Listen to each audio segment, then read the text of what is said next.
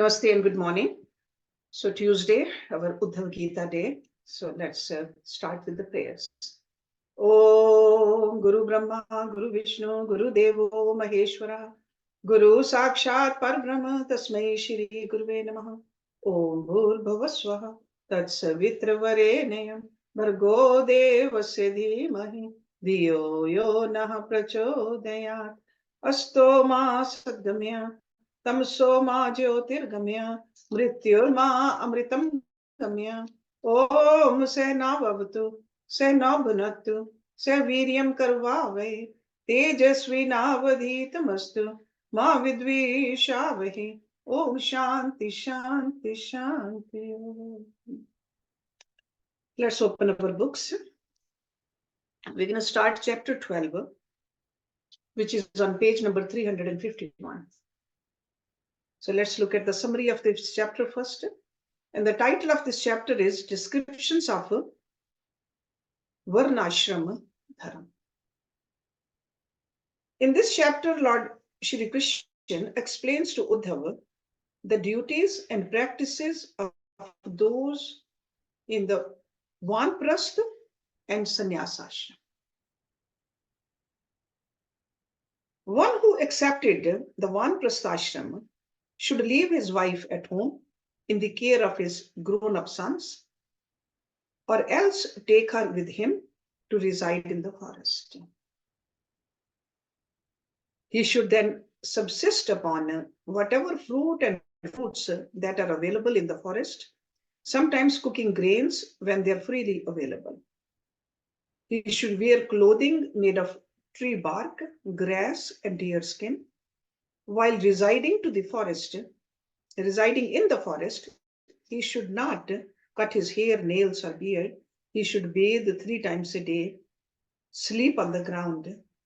During the heat of the summer, he should sit under the blazing sun after lighting fires on all 4 sides. During the monsoon, he should let the rain soak him, and in the winter, he should stand in cold water up to the neck. One in the Vanprastha ashram should not brush his teeth, keep leftover food, or performing any sacrifices that involve killing animals. If a Vanprastha faithfully follows these principles, he can attain the Tapoloka, planet after death. Because this is all involving a lot of tapasya. So Tapaloka. The 4th quarter of one's life should be spent in the renounced order of life, sannyas. When one realizes the ultimate futility of material existence, even in the endeavor to reach the heavenly planets, he should accept sannyas as an expression of his renunciation. At the time of accepting the renounced order of life, one should worship the Supreme Lord, give everything in his possession in charity, and fix his mind on the Lord with determination. For a sannyasi, intimate association with women is more abominable than drinking poison. A sannyasi should only wear a loincloth and carry nothing more than his staff and water pot. He should live a life of complete nonviolence, and he should carefully control his mind, body, and speech. While remaining detached from any comfortable material situation, he should be fixed in self-realization while traveling alone to holy places of pilgrimage, as well as mountains, rivers, and forests, while constantly remembering the Supreme Lord. A sannyasi should fearlessly reside in a secluded place. He should maintain himself by begging from 7 houses of those who are not fallen, selected at random. Whatever he obtains, he should offer to the Supreme Lord and accept the remnants as a prasad. He should always remember that desires for sense gratification are the causes of bondage, whereas the utilization of everything in the service of the Lord is liberation.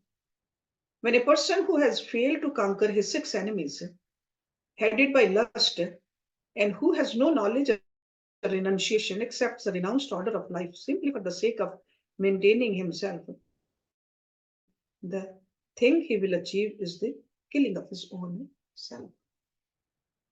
A Paramhans is not governed by the rules and regulations prescribed in the scriptures. He is a topmost devotee of the Lord who is fully detached from the objects of the senses and doesn't even desire liberation from material existence. Although he is the foremost learned scholar, he is devoid of pride and transcendental to praise and infamy. Although he is the most expert of all persons, he wanders about like a madman, and although he is greatly learned, he speaks like one possessed by a ghost. Although he is a master of the Vedas, he seems to act irresponsibly. He tolerates the harsh words of others and never tries to retaliate such insults. He never creates enmity with others, and he is never enticed into a useless argument. He sees how the Supreme Lord is situated in all living entities and how all living entities are situated in the Supreme Lord. He maintains himself with whatever food, clothing, and shelter are obtained of their own accord. As a result, he peacefully performs his worship of the Lord without any anxiety. Although he may sometimes endeavor to get some food, just to keep body and soul together, he is never overjoyed when he receives something palatable, nor does he become dejected when he fails to receive anything. He is on the same platform as the Supreme Lord, who is not under the jurisdiction of the Vedic injunctions, but by his own free will performs pastimes for the welfare of all. Because such a Paramhansa has transcended the dualities of material existence, as the fruit of his transcendental knowledge of the Supreme Lord, after quitting his material body, he attains the liberation known as Sarasti, whereby he becomes equal in opulence with the Lord. A person who desires his own self-interest should take shelter of a bona fide spiritual master and faithfully serve him, considering him to be non-different from the Supreme Lord. The primary duty of a brahmachari is to serve his spiritual master. The principal duties of a grihastha to maintain the other classes of men and perform sacrifices. A vanprasth must live a life of austerities, and a sannyasi must carefully control his mind and senses. Celibacy, austerity, cleanliness, remaining satisfied, exhibiting friendship toward all living beings, and worship of the Supreme Personality of Godhead are the duties to be performed by every human being. By performing one's occupational duties under the direction of the Supreme Lord, one develops devotion for him. One should always be cognizant of the Lord because he resides within the bodies of all creatures as the super soul.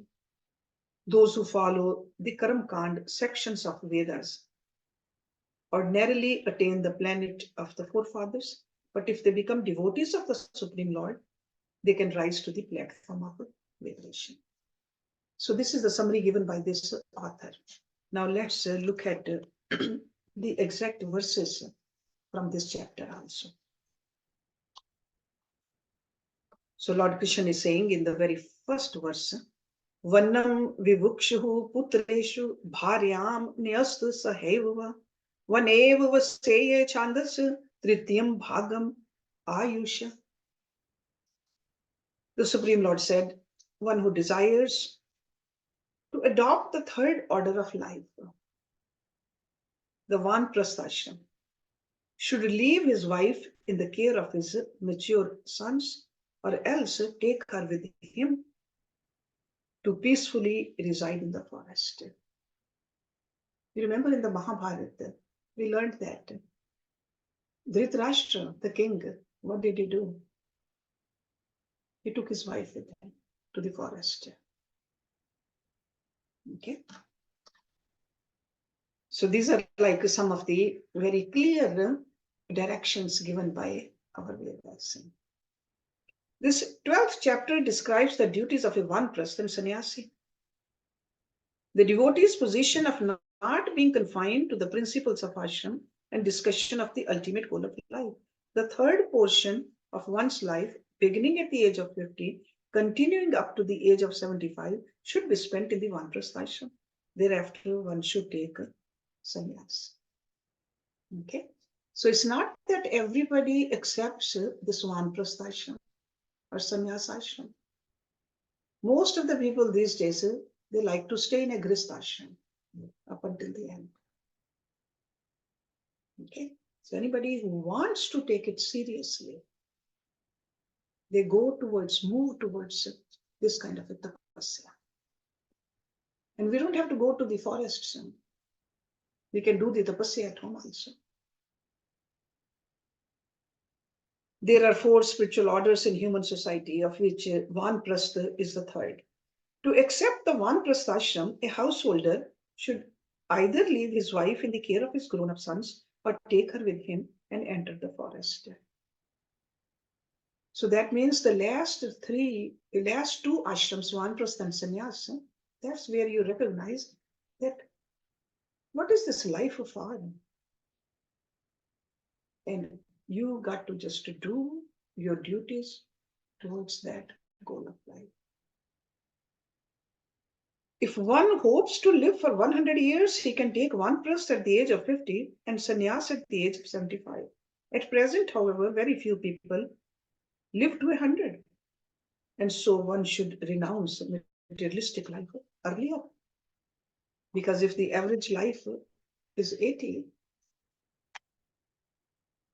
then if somebody really wants to attain that ultimate goal or have an upward movement, should think about this earlier.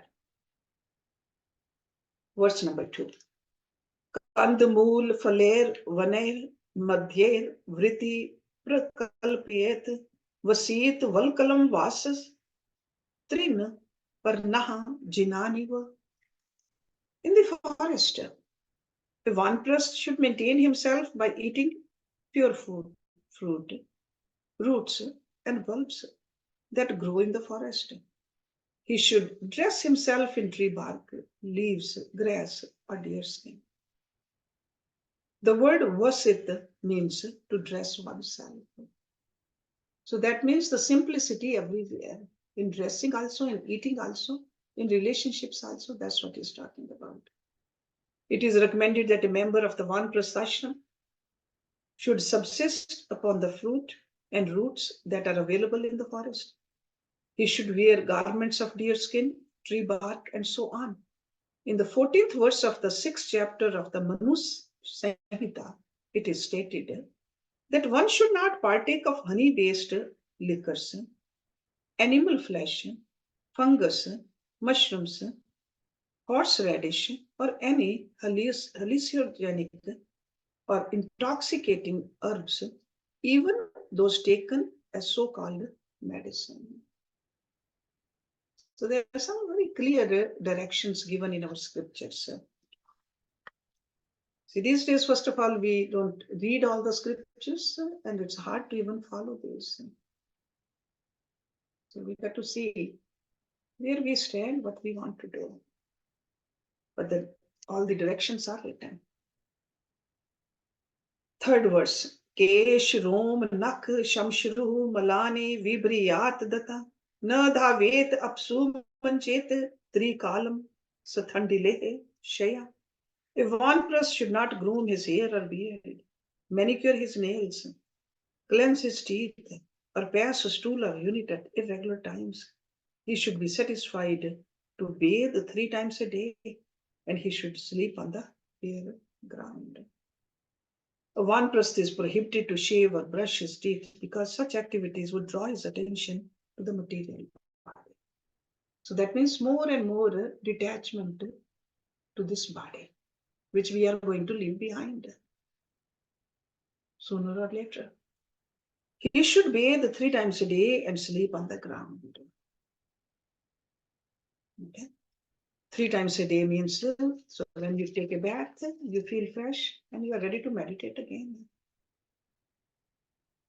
Okay. Verse number 4.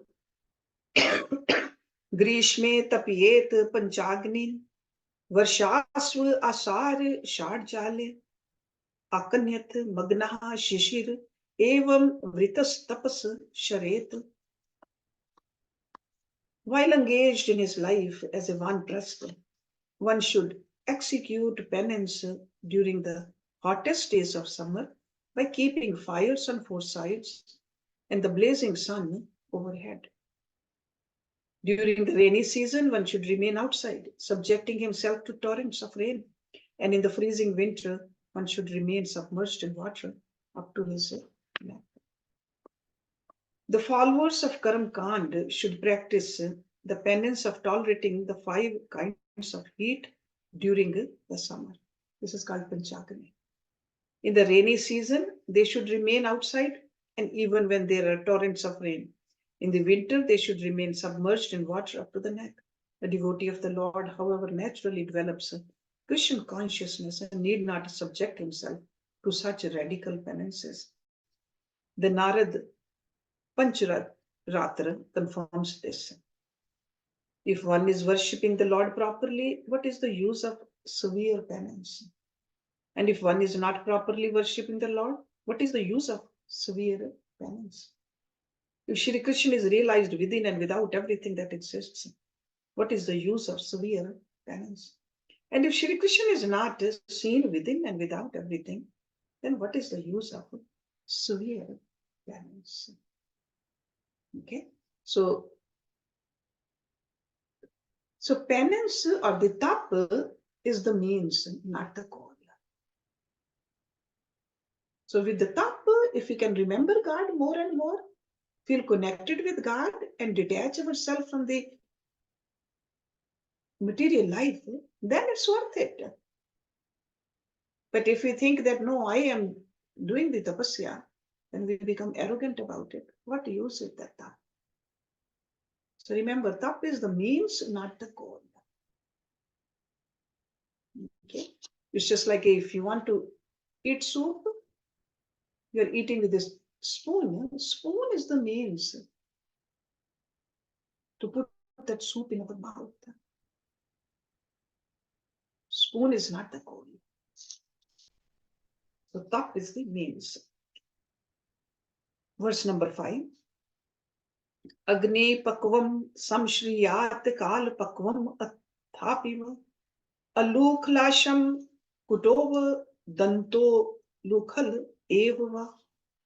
One can eat cooked food such as grains or eat fruit that has been ripened in the course of time.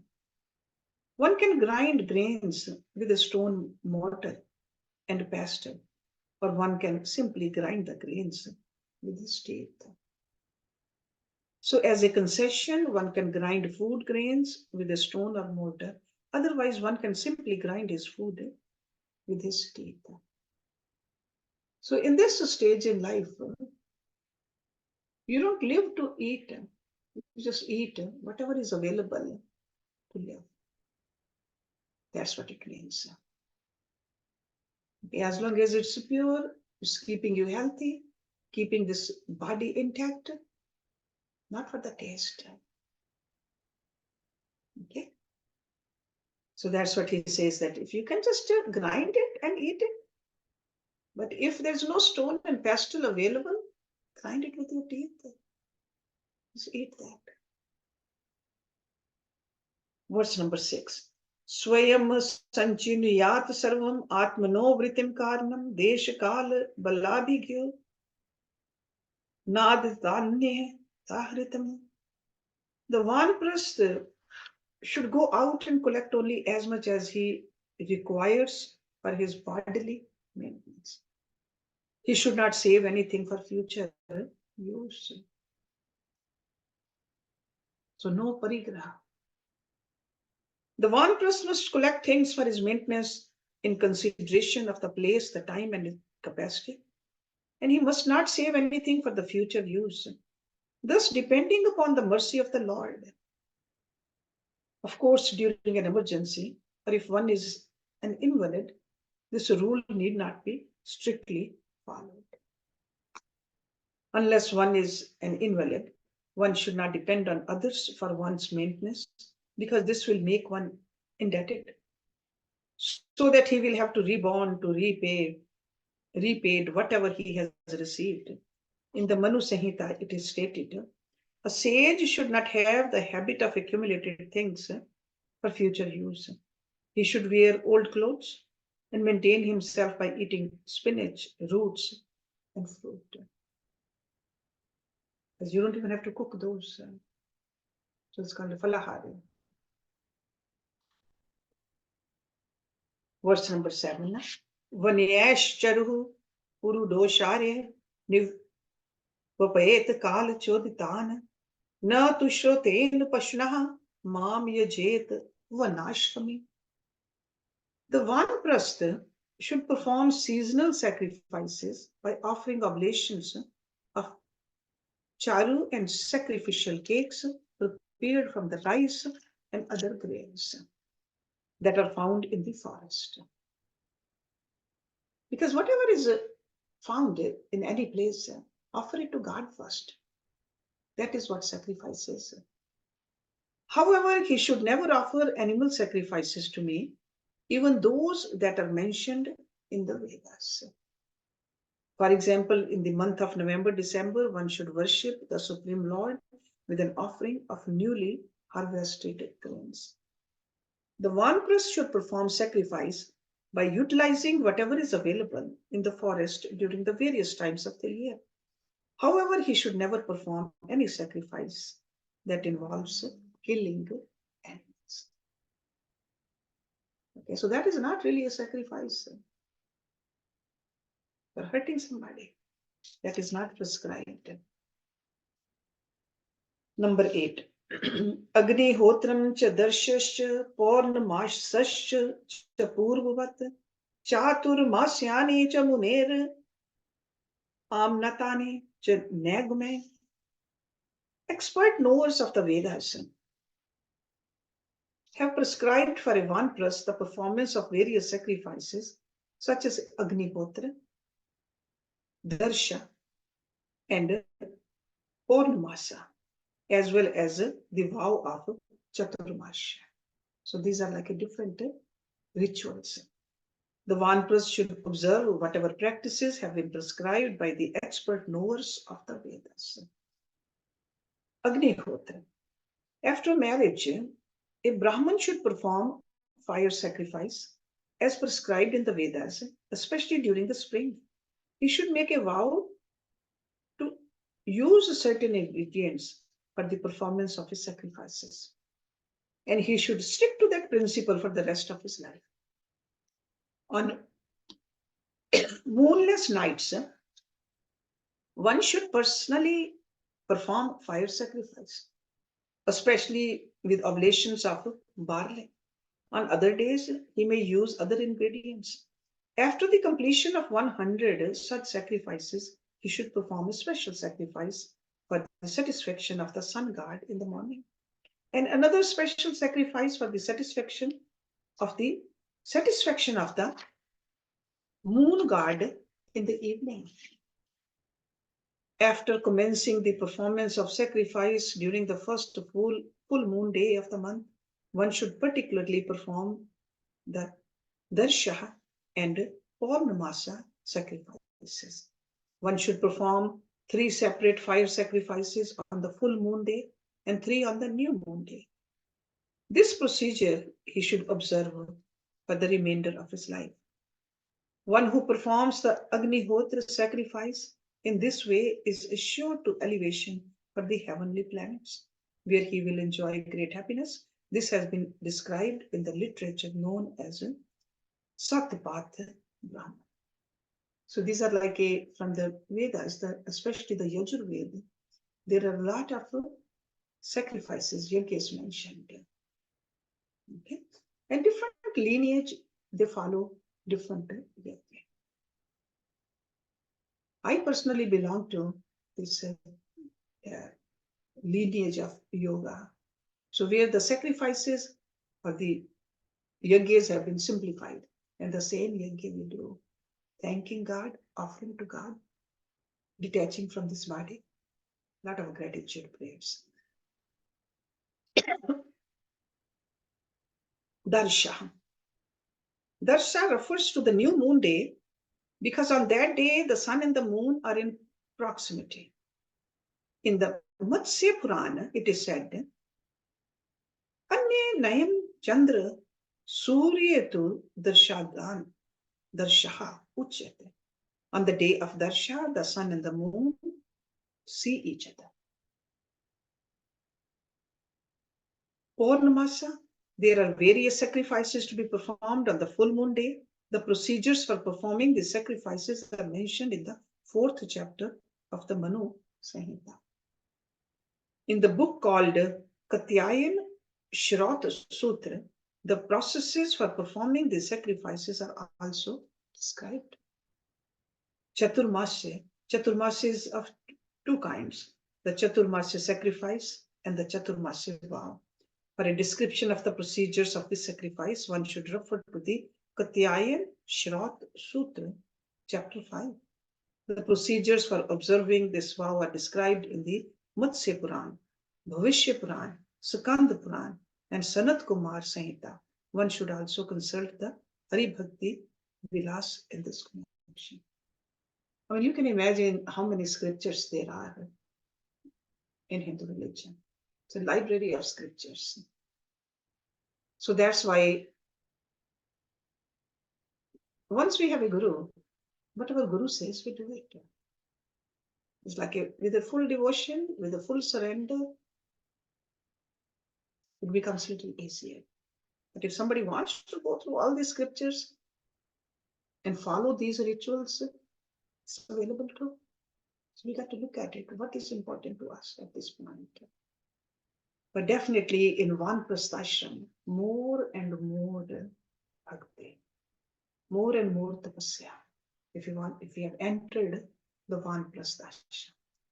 And as we are seeing that it's not just with the age.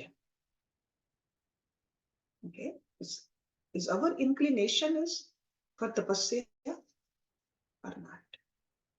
We can start early.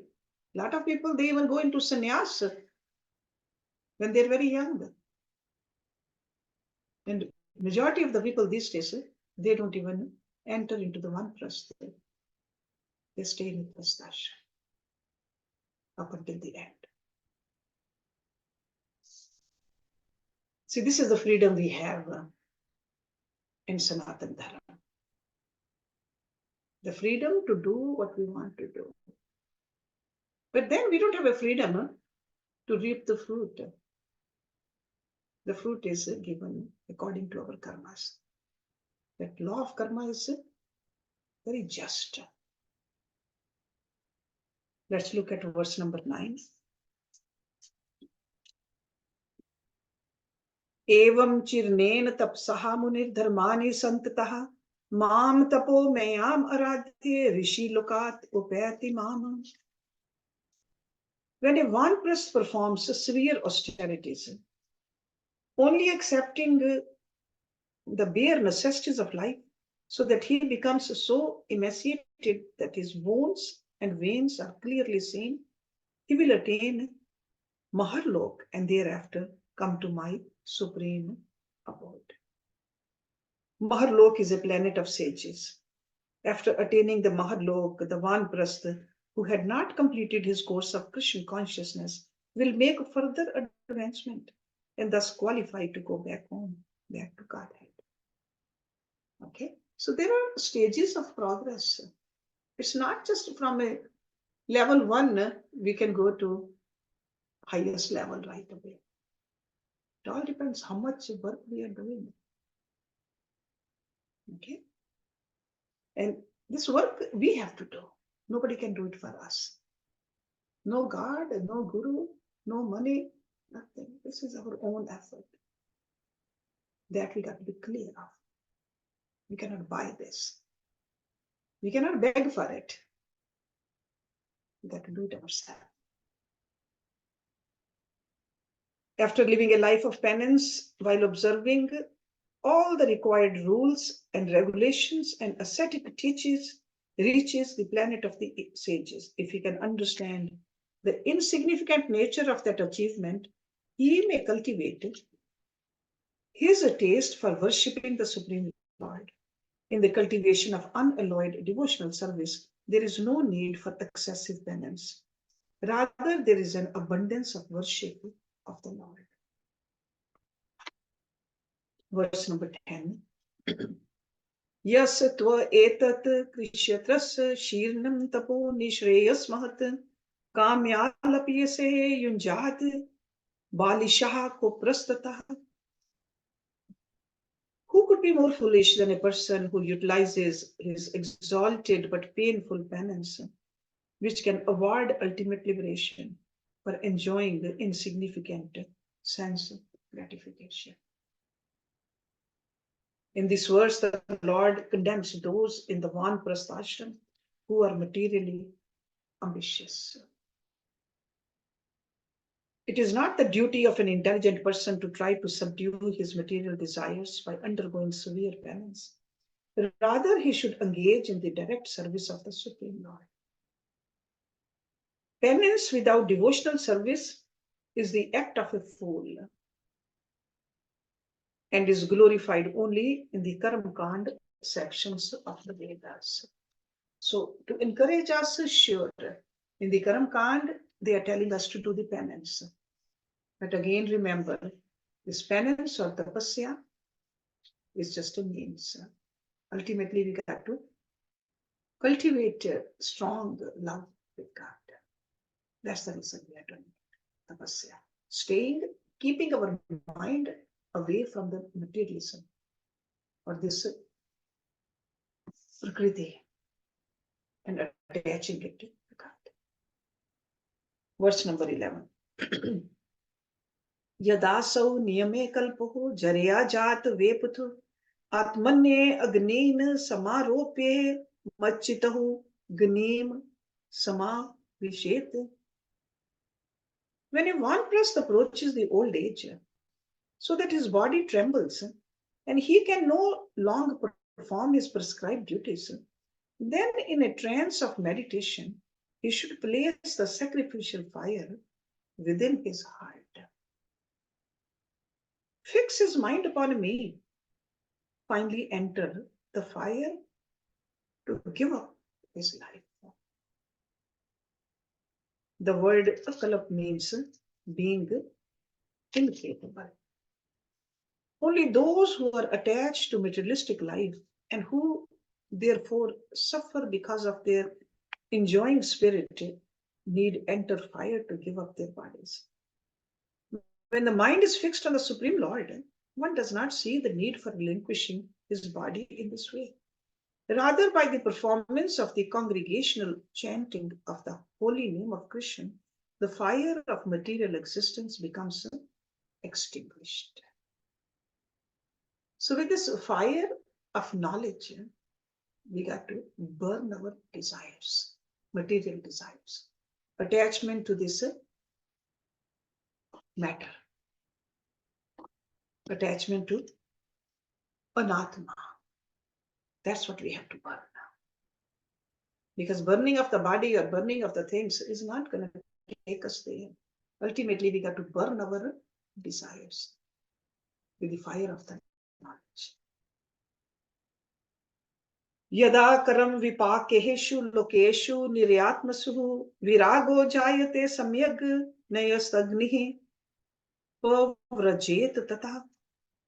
If the vanprasth develops detachment for everything material, even promotion to Brahmalok, knowing that any situation resulting from the fruits of one's activities is miserable, he can accept the renounced order of life, sannyas. So it's just like a movement from the vanprasth to the sannyas he's talking about. The phrase karam vipakeshu means the result obtaining by one's actions. Okay, see the yada karam vipakeshu. That's what he's talking about.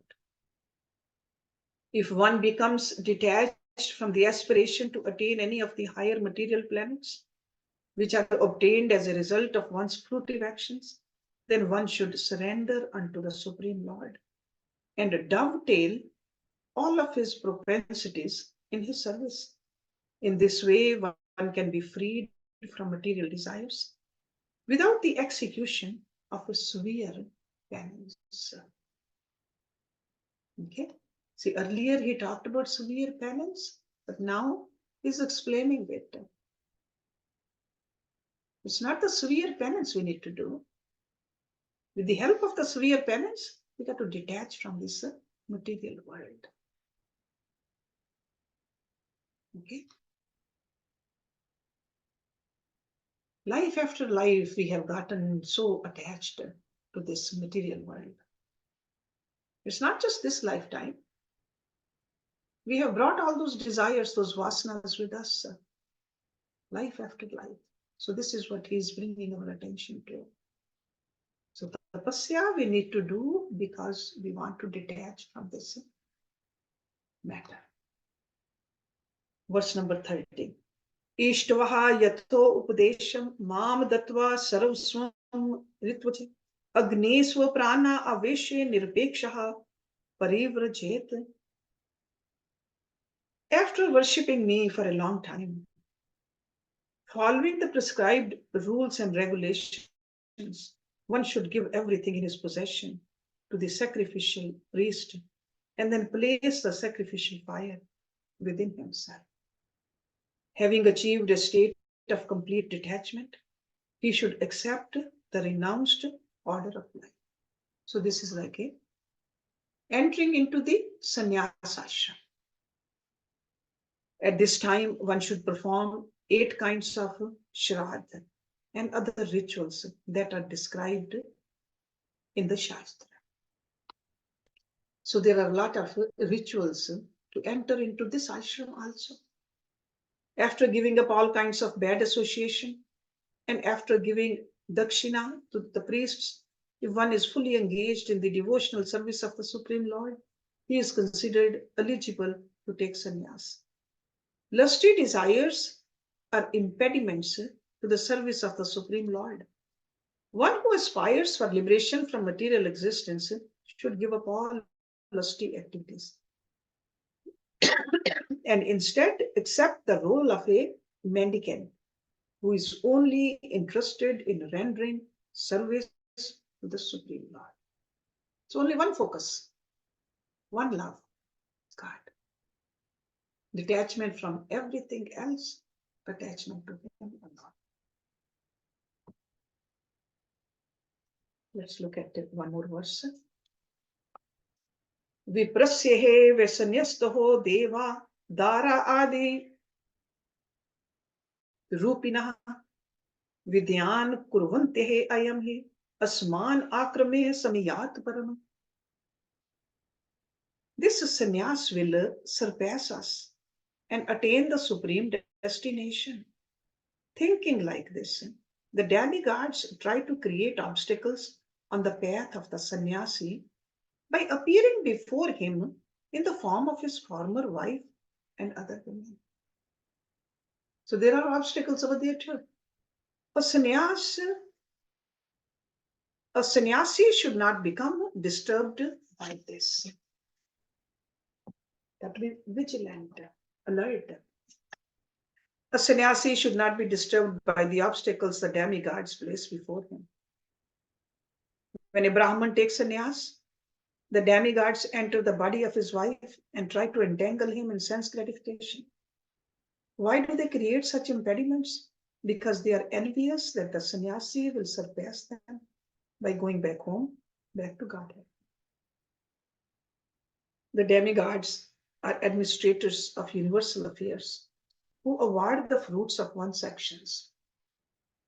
They may be born as one's legitimate wife and children so that they can create disturbances on the path of a person who is cultivating Krishna consciousness. When one eagerly tries to render devotional service, the demigods attempt to put obstacles on his path by posing as his wife, son, or friend. They try to misguide one from the path of spiritual life by advertising that material enjoyment is the goal of human life. In the name of religion and on the pretext of duty, they misguide a sincere sannyasi so that he falls down from the renounced order of life and gives up his desire to worship the Supreme Lord. So let's stop it here and we can have some discussion. Om Purnamada Purnamidam Purnat Purnamudachyate Purnasya Purnamadaya Purnameva Visheshyate. Om Shanti Shanti Shanti. Thank you very much.